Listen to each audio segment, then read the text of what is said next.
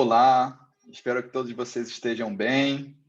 Gostaria de agradecer o convite. Eu sou o Marcos Adriano, eu sou cirurgião oncológico e eu vou falar para vocês sobre princípios da cirurgia oncológica. Eu não tenho conflito de interesse e toda vez que nós vamos falar, dar uma aula ou conversar sobre algum assunto, sempre surge essa pergunta do conflito de interesse. E a gente acaba percebendo que nós realmente temos um conflito de interesse, que é esse amor pela oncologia, pela cirurgia oncológica, pelo acolhimento, pelo cuidado. Falar um pouquinho sobre a SBCO. Essa aqui é a gestão 2020-2021 da Regional São Paulo. O Paulo Stevanato é o presidente, eu sou o vice-presidente, aqui estão nossos contatos.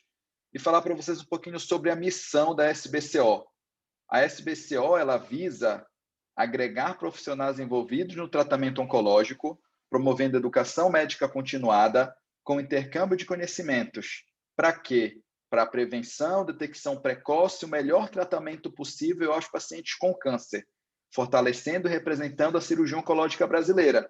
Então, percebam que a SBCO ela não fortalece e representa o cirurgião oncológico, mas ela fortalece e representa a cirurgia oncológica brasileira e todos os profissionais envolvidos nela da equipe de saúde. Sendo assim, a atuação básica e ampla da Sociedade Brasileira de Cirurgia Oncológica é tanto a população quanto a equipe de saúde. Então, visitem nosso site, sigam a gente, sejam membros. Qual, então, o papel da cirurgia oncológica? Nós sabemos que os procedimentos cirúrgicos oncológicos, eles respondem e estão presentes em 60% dos pacientes oncológicos. Eles são tratados por cirurgia. Quando você imagina, então, a jornada toda do paciente, nós entendemos que 90% deles precisarão, em algum momento, de algum procedimento cirúrgico. Então, o que é o cirurgião oncologista? O cirurgião oncologista, ele é um oncologista que também possui expertise para realizar procedimentos cirúrgicos em intervenção. Basicamente, é um oncologista que opera. Então, o que é que nós fazemos? Nós planejamos, executamos procedimentos diagnósticos, nós estadiamos as doenças, nós fazemos ressecções com finalidade curativa, nós encaminhamos o paciente para tratamento complementares, procedimentos paliativos ou de urgência. Com isso, o cirurgião oncológico ele acaba tendo um fator prognóstico. Os pacientes tratados por cirurgiões especialistas em câncer, eles apresentam melhor prognóstico, maior sobrevida, menor taxa de recidiva, maior taxa de ressecção R0, taxa de preservação esfincteriana de câncer de reto maiores, desde que eles também sejam tratados em um centro oncológico. Sendo assim, quais seriam, então, os princípios da cirurgia oncológica? Uma incisão cirúrgica ampla e adequada, e aí a gente vem com aquele ditado, né? Grandes cirurgiões, grandes incisões. E que atualmente, com o advento da cirurgia minimamente invasiva, acaba virando o seguinte ditado: grandes incisões, grandes confusões. Então, é importante o inventário minucioso da cavidade, ligadura de veias antes das artérias, dissecção centrípeta da peça operatória, e aí talvez hoje com a cirurgia minimamente invasiva isso perder um pouco o sentido, assim como isolamento de tumor com compressas. Deve ser realizado o manuseio cuidadoso da área afetada, tomando cuidado para não se cortar o tecido tumoral, lembrando da margem de segurança, e aí a gente tem a congelação intraoperatória, ressecção em bloco com cadeias linfáticas, lembrando então do valor da cirurgia multivisceral, a marcação com clipes metálicos para o tratamento adjuvante, também hoje em dia nem sempre utilizada. Dessa forma, existem os princípios básicos da cirurgia oncológica diferenciar entre operabilidade e ressecabilidade. A ressecabilidade nada mais é do que basear-se na extensão do tumor. E a operabilidade é basear-se nas condições clínicas do paciente. Sendo assim, como exemplificar, né? Então, por exemplo, se você tem um paciente de 85 anos, hipertenso, diabético, já teve 3 infartos, colocou 3 estentes, e um paciente desnutrido, com uma lesão de intestino que foi ressecada pela colono, mas veio com margem positiva. Esse paciente ele tem uma indicação de uma colectomia. Esse tumor é um tumor ressecável, porque nem existe mais tumor, você teve uma margem positiva, você vai operar para o estadiamento linfonodal. Mas esse não é um paciente operável, com todas essas comorbidades associadas. Vamos mudar, então. Você tem, por exemplo, um paciente como eu, 36 anos, atleta, sem doenças associadas, com um tumor de reto, invadindo bexiga, osso e vasos pélvicos, com metástase, por exemplo. Então, esse é um paciente que ele é operável, então as minhas condições clínicas permitem uma cirurgia, mas é um tumor irressecável, porque é um tumor muito extenso. Então, é importante que vocês conceitualmente entendam isso. Vamos falar sobre termos comuns. Então, o que é tumor? Tumor é um crescimento anormal, câncer é um tumor com capacidade metastática. Então, lembre que o tumor ele pode ser benigno ou maligno, desde que esse tecido tenha um crescimento anormal. O câncer, que é o tumor maligno, é aquele tumor com capacidade metastática. Tratamento adjuvante é aquele tratamento após a cirurgia. Tratamento neoadjuvante é aquele tratamento antes da cirurgia. A ressecção R0 é quando você consegue realizar a cirurgia com retirada da doença com todas as margens livres, tanto macroscópicas quanto microscópicas. A ressecção R1 é aquela em que as margens microscópicas são positivas, ou seja, você viu, parece que você tirou tudo, quando vai na patologia, no microscópio, a margem microscópica é positiva. A ressecção R2 é aquela em que a doença macroscópica residual ficou. Então, você operou, você tirou e ficou doença visível. Isso é uma ressecção R2. Falar, então, do estadiamento, também é um termo comum, TNM, que é o estadiamento sistêmico. Ele serve para ajudar o médico no planejamento do tratamento, dar alguma indicação de prognóstico, ajudar na avaliação dos resultados de tratamento, facilita a troca de informações entre os centros de tratamento e também contribui para a pesquisa contínua sobre o câncer humano. O T refere-se ao tumor primário, e lembrando que o TNM ele muda o T, o N e o M de tumor para tumor, o N é em relação aos linfonodos regionais e o M em relação a metástases à distância. E aí, dentro do TNM, você tem vários TNMs. Então, você tem o cTNM, que é o estadiamento clínico, você tem o STNM, que é o estadiamento cirúrgico, de S de surgery, você tem o P, que é o estadiamento patológico após cirurgia, você tem o R, que é o estadiamento na recidiva, e você tem o YTNM, que é o estadiamento após qualquer tratamento neoadjuvante. Então, o paciente com tumor de reto fez radioquímio e estadiou depois. Então, ele vai ter um YCTNM, porque é um estadiamento clínico. Ah, mas ele operou e veio a biópsia. Então, biópsia é PTNM. Como ele fez tratamento neoadjuvante, é YPTNM. YC, YT, YP. A gente também tem o UTNM, que é o estadiamento após ultrassom endoscópico, e o ATNM, que é uma coisa nova que eu fui estudar para trazer para vocês, que é o estadiamento na autópsia, é o ATNM. Vamos falar um pouquinho sobre o histórico da cirurgia oncológica. Então, as primeiras referências cirúrgicas vêm de 1600 a.C., lá no Egito Antigo. Então, Edwin Smith, ele estudou 48 doenças e fez observações de anatomia. Então, as primeiras referências para a cirurgia vieram da anatomia de antes de Cristo. Mas a gente tem na era moderna realmente a principal evolução. E percebam que é uma evolução que não é só da cirurgia, é uma evolução que ela traz junto anestesia, antisepsia, até grupos sanguíneos. Então, vem lá de 1809, com Ephraim McDowell, que falou sobre cirurgias eletivas em tumores ovarianos, cirurgias abdominais. E aí, nesse cenário, vai até 1908 com Miles, que falou da amputação de reto, que deu até nome para essa cirurgia.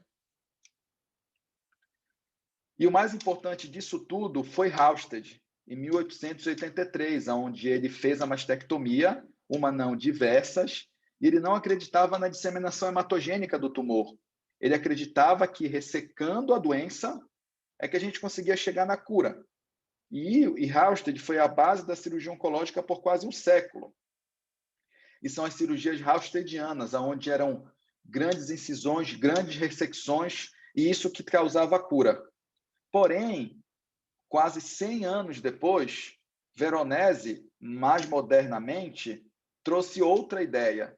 E aí veio com essa publicação no New England, em que ele comparou a radical mastectomy, né, que é a mastectomia radical, com a quadrantectomia, que é a retirada de um quadrante da mama, dissecção axilar em radioterapia naqueles pacientes com câncer de mama pequeno, menores que 2 centímetros. E olha o que ele descobriu.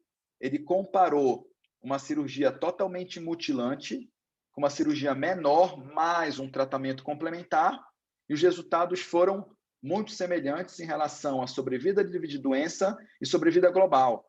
Então, Veronese, ele trouxe para a gente o conceito de que realmente não precisa apenas de grandes ressecções.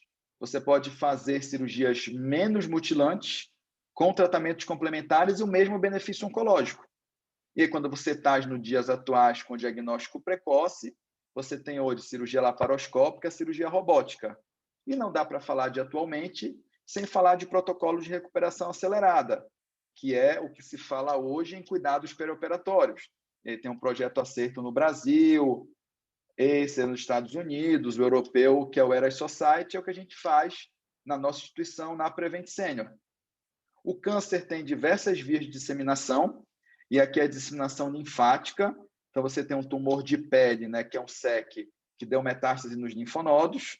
Aqui você tem um sarcoma de membro, que deu metástase para o pulmão, então é disseminação hematogênica, veio pelo sangue.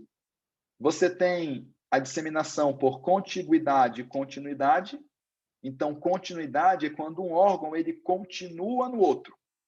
Então, você tem aqui, por exemplo, um tumor de fundo gástrico que invadiu o esôfago. A gente sabe que o esôfago ele continua para o estômago. Então, você tem um tumor de estômago que, por continuidade, ele invade o esôfago.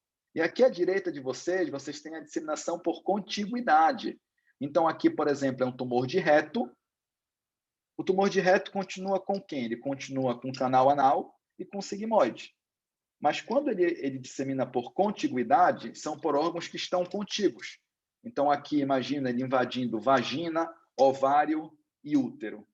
É o mesmo exemplo do tumor de estômago, que invade, por exemplo, o baço. São órgãos contíguos ali. E aqui, a disseminação transcelômica ou disseminação por implante. E aí a gente tem a carcinomatose, mais comum no ovário, no estômago, no cólon e outros. Falar um pouco para vocês sobre roteiro de atendimento. Então, é importante que o primeiro atendimento cirúrgico em oncologia seja feito por um especialista, e esse especialista acaba sendo o cirurgião oncológico, porque isso garante sucesso no tratamento. Visto que o planejamento terapêutico é um dos fatores que influenciam o prognóstico, mas não só o planejamento terapêutico, mas também o estadiamento, as características biológicas do tumor, o estado geral do tratamento. Porque olhem esse dado, 90% dos tumores eles poderiam ser curados se nós fizéssemos o diagnóstico precoce e o tratamento correto. Então, pensando no roteirinho para vocês, né? Então, anamnese com antecedentes pessoais, antecedentes familiares, cirurgias prévias, lembrar do exame físico, exame geral, loco-regional, exames complementares, biópsia, né? O paciente tem que ter a biópsia, você vai pedir algum exame para ter a biópsia, e seja ele anatomopatológico, biomolecular, quando indicado. Aqui é outro esqueminha, né? Então, você identifica uma neoplasia sólida, história, exame físico, você vai investigar com exames complementares, você confirmou, você estadiou, que é o C, né? O CTNM. E aí, a partir do estadiamento, você define tratamento, cirurgia, se vai tratar metástase, e lembrem sempre de descrever o CTNM no prontuário. Sempre, sempre, que é o estadiamento clínico. Pensando no quê? Quando você termina o roteiro de atendimento, você vai ter que dar um objetivo para aquele seu tratamento cirúrgico, que ele pode ser a cura, aumentar a sobrevida ou melhorar a qualidade de vida. Então, às vezes, esses 3 objetivos eles se misturam ou eles se associam. Mas lembrem sempre disso.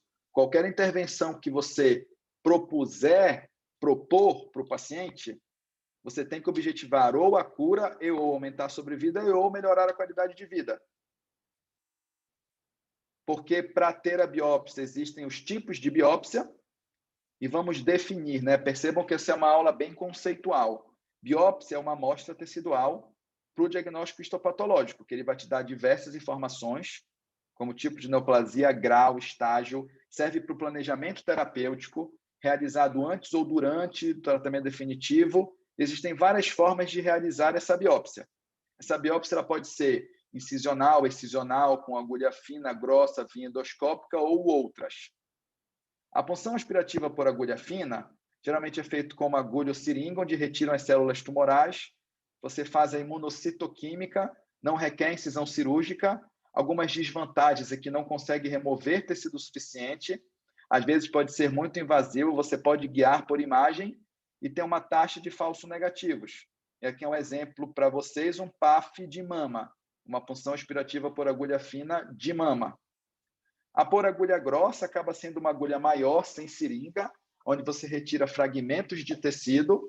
As vantagens é que, em geral, você tem uma quantidade suficiente da lesão, causa pouca agressão ao tecido normal. O diagnóstico ele é histológico, você também guia por imagem, não requer incisão cirúrgica, você pode alcançar órgãos mais internos e também tem uma taxa de falso negativo.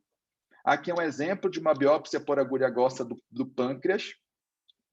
Então, vejam à direita, à esquerda, à direita de vocês, a biópsia sendo realizada com a agulha entrando e biopsiando o pâncreas. Então, mais uma vez, à direita de vocês, a biópsia entra, o pâncreas é um órgão retroperitoneal, então ele biopsia o pâncreas. Isso é uma biópsia por agulha grossa. A diferença da biópsia incisional para excisional, as duas são abertas, as duas requerem incisão cirúrgica na pele. A incisional acaba retirando uma pequena parte da lesão, então é o que a gente realmente chama de biópsia. Você acaba não avaliando as margens. A excisional você remove completamente, você objetiva margens livres. Anestesia local ou regional nas duas. Tumores pequenos geralmente vão para incisional, maiores vão para incisional. Eles servem para diagnóstico e podem ser realizados por procedimentos cirúrgicos.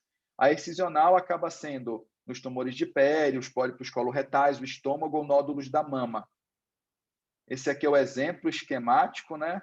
Então, a biópsia incisional é uma parte do tumor e a excisional retira todo o tumor.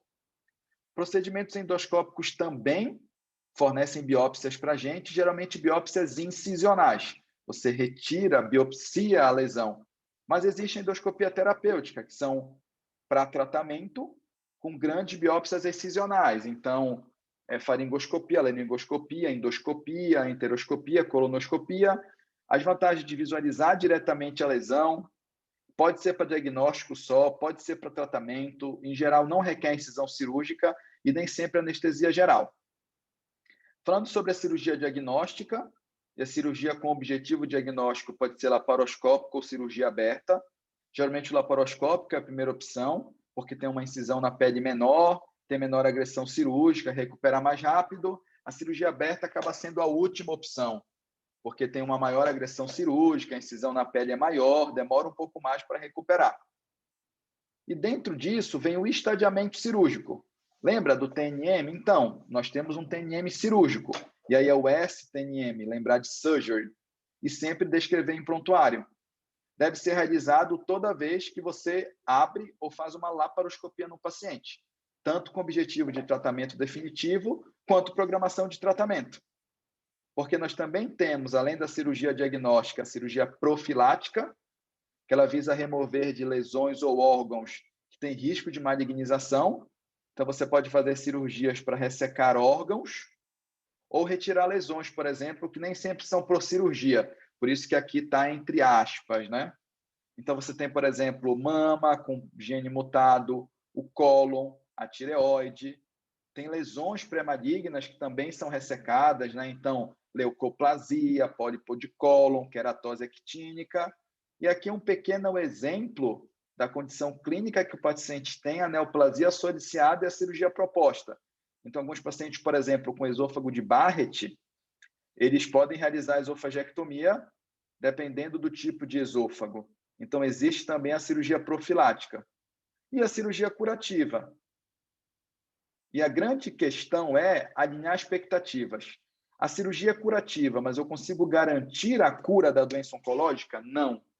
A cirurgia curativa, na verdade, ela tem um nome, né? Ela tem um objetivo, ela tem uma intenção. A intenção é curativa em qualquer tipo de doença, fazendo parte ou não de um tratamento multimodal, com ou sem um time multiprofissional. É muito importante que isso seja alinhado com pacientes e familiares. Então, aqui algum exemplo, né, de uma colectomia com intuito curativo, alegrou dos pedículos vasculares na origem. Aqui uma gastrectomia com linfadenectomia. Aqui uma linfadenectomia também, mas dessa vez retroperitoneal, com aorta côncava. Nós também temos a cirurgia paliativa. A cirurgia paliativa, mais uma vez lembrando, numa aula de definição, ela serve para alívio de sintomas. Ela não objetiva a cura, ela geralmente é realizada na doença avançada e ela visa muito a qualidade de vida. E, mais uma vez, tenha ajuste de expectativas com pacientes e familiares.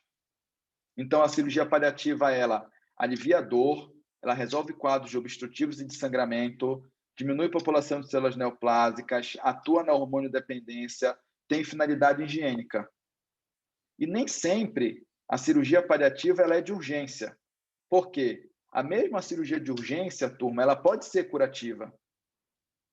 E a cirurgia paliativa, ela nem sempre é de urgência. Por exemplo, você tem um paciente com tumor de cólon local que sangrou. Então, você tem que operar ele de urgência. Mas, se for um paciente que, na urgência, do ponto de vista técnico e tático, consiga realizar uma cirurgia com uma boa linfadenectomia, mesmo a cirurgia na urgência, ela pode ser curativa. Isso vale também para a cirurgia paliativa, ela nem sempre é de urgência. Por quê? Você tem um paciente, por exemplo, com tumor de esôfago, com metástase, então não vai fazer esofagectomia curativa. Você acaba tendo que propor uma via alimentar cirúrgica, como uma gastrostomia, porque ele está com a sonda nasoenteral há 6 meses, por exemplo. Então, é uma cirurgia paliativa, porque é uma via alimentar, mas ela não é de urgência. Você atende o paciente, programa o stop da químio, parar a químio e programa a cirurgia dele. Nós também temos a cirurgia citoredutora, e vamos definir o que é citorredução, é retirar células tumorais, em geral associado com ressecção multivisceral, e a cirurgia citorredutora pode ser curativa ou paliativa. Em geral, ela é utilizada na carcinomatose peritoneal, que hoje não se usa tanto esse termo, hoje a gente usa mais o termo de metástase peritoneal, e mais uma vez, pode ser com HIPEC, que é quimioterapia hipertérmica, ou sem HIPEC, e com intuito curativo ou paliativo. Então, aqui é um dos índices que a gente usa, que é o PCI ou ICP, que é o índice de carcinomatose peritoneal, onde ele divide o abdômen em 9 quadrantes, na verdade, e o intestino delgado, jejum e íleo em 4 quadrantes. Você dá de 0 a 3 pontos, de acordo com o tamanho do tumor naquela região, e o PCI ou ICP maior chega até 39. Aqui, conceitualmente, certo? Então, que é a citorredução completa, a ausência de doença macroscopicamente visível. A citorredução incompleta é uma citorredução, a retirada de células tumorais, mas que fica a doença visível menor que 1 centímetro. E quando você não consegue citorreduzir, é quando tem uma doença maior que 1 centímetro. Embaixo é o IC, ou CC, que é o índice de citorredução. Pode ser o CC0, quando não sobrou doença após a cirurgia, o CC1, quando ela é menor que 2,5 milímetro, CC2 de 2,5 a 25, o CC3 maior que 25 milímetros, definindo como deixar o seu pós-operatório padronizado, né? Então, definir o tipo de citorredução. Aqui um exemplo, né? Então, carcinomatose peritoneal em laparoscopia, aqui a carcinomatose peritoneal na cirurgia aberta. Falar em citorredução tem que falar em quimioterapia hipertérmica, que a gente chama de HIPEC do inglês, né, que é Hyperthermic Intraperitoneal Chemotherapy, e baseia-se em citorredução extensa, oferecendo uma quimioterapia direto na barriga e quente. Para quê? Para você aumentar a permeabilidade do peritônio à quimioterapia. E aqui eu vou mostrar alguns videozinhos para vocês das cirurgias citorredutoras. Eu trabalhei muito tempo com o Dr. Arnaldo Urbano. Esses vídeos foram gentilmente cedidos por ele.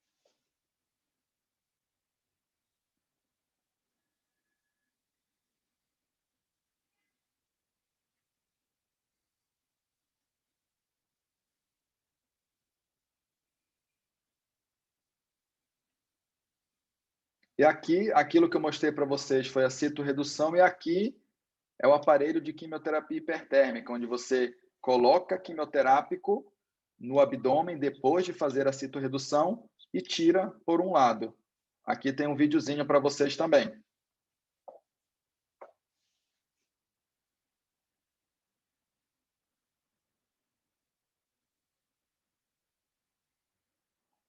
Aqui vocês percebem o termômetro, né? Então, 41 graus, 42 graus.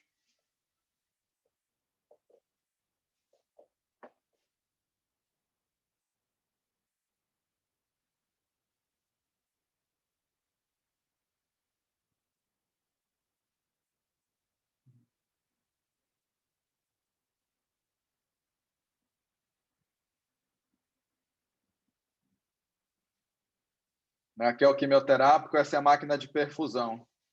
E aqui o termômetro mais uma vez para vocês. Sendo assim, existem também outras modalidades de cirurgia, como reconstrução, implantação de catéter, que é o portocate, peritonectomia, que eu falei da citorredução, cirurgia com radiofrequência. Nisso tudo, e entendendo que a cirurgia oncológica faz parte de um todo, nós temos o tratamento multidisciplinar. O tratamento multidisciplinar ele tem o objetivo de diminuir a possibilidade de recorrência, tanto local quanto à distância, transformar também tumores irressecáveis em ressecáveis, porque atua nas células neoplásicas, aumentando a taxa de cura e melhorando a qualidade de vida. Entendendo a cirurgia oncológica num cenário perioperatório, nós vamos dividir em caixinhas, em caixas, em slots. Então, você tem o slot de antes da cirurgia, o slot durante e o slot depois. E nesses slots está toda a equipe de saúde. E dependendo da fase em que o paciente se encontra, você tem uma função. Então, antes da cirurgia, você seleciona o paciente, você faz pré-habilitação, que é melhorar a nutrição, melhorar a fisioterapia.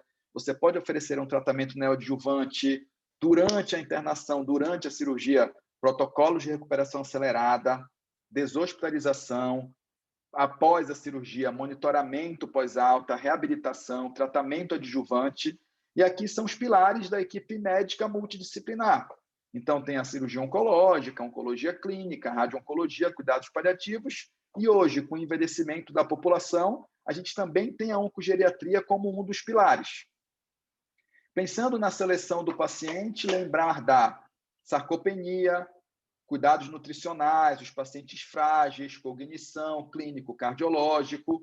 E aí, nesse cenário de seleção, o paciente pode ir direto para a cirurgia ou ser submetido ao tratamento neoadjuvante ou fazer a pré-habilitação, né? Que é basicamente exercício físico e dieta antes da cirurgia para que esse paciente ganhe condição para operar.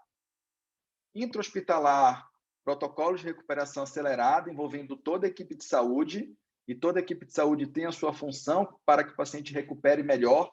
Trabalhar deshospitalização, o paciente precisa ter um plano de deshospitalização para ir para casa.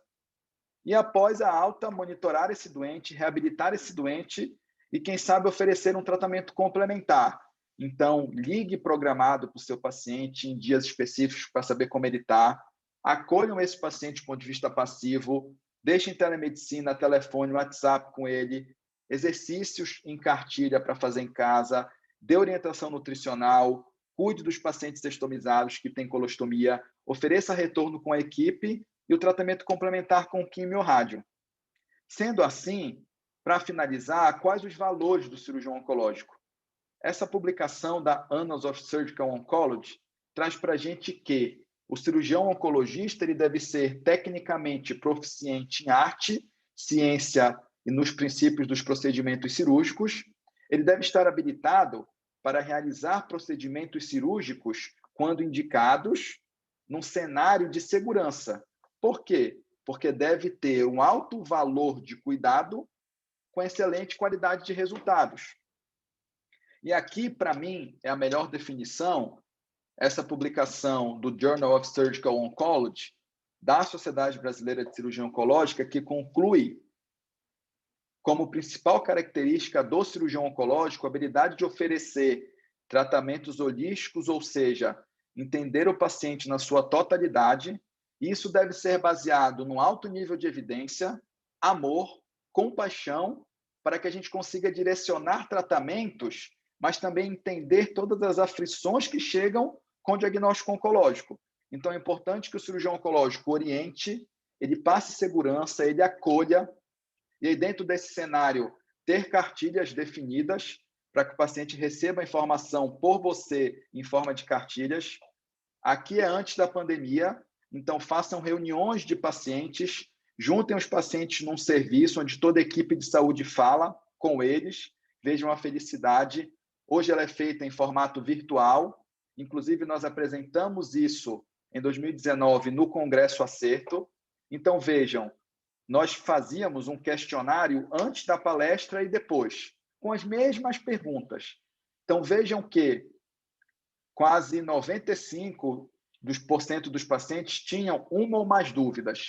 Depois da palestra, isso caiu para 13%, 11%. E nós diminuímos a ansiedade em 50%. Por quê? Porque, além disso tudo que eu falei, um dos valores do cirurgião oncológico é praticar a decisão compartilhada. O que é isso? Ela não é a decisão delegada. Então, o que é a decisão delegada? Quando você delega a decisão para o paciente familiar. Então, você fala para o paciente, ó, o senhor pode fazer rádio ou operar. O que você quer fazer? Então, você delega essa decisão para ele. Ele decide se quer operar ou se quer fazer rádio. Não é isso. Também não é uma decisão consentida, que é muito confundida com a decisão compartilhada. A decisão consentida é aquela que a gente decide e o paciente familiar diz sim ou não. Então, você decide que o paciente deve operar. Você fala para o paciente familiar, eu entendo que o seu tratamento deve ser cirúrgico. E eles dizem sim ou não. Então, eles vão consentir com a sua decisão. A decisão compartilhada, na verdade, ela é baseada na empatia. Então, você se coloca no lugar do próximo com o seu conhecimento, com o seu alto nível de evidência, e vocês decidem em conjunto. Não é decisão nenhum nem de outro. É decisão compartilhada em que você pratica empatia e se coloca no lugar do próximo. Sugiro também lerem sobre Slow Medicine e esse artigo que fala sobre a decisão compartilhada. Por quê, turma? Porque, no final, é extremamente importante que vocês tenham esse conflito de interesse. Esse é o único conflito de interesse que pode existir. Ser apaixonado pela oncologia, pela cirurgia oncológica, pelo acolhimento e pelo cuidado. Turma, era isso que eu tinha para falar para vocês. Aqui estão os nossos contatos, o meu contato. Muito, muito, muito obrigado. Um beijo enorme.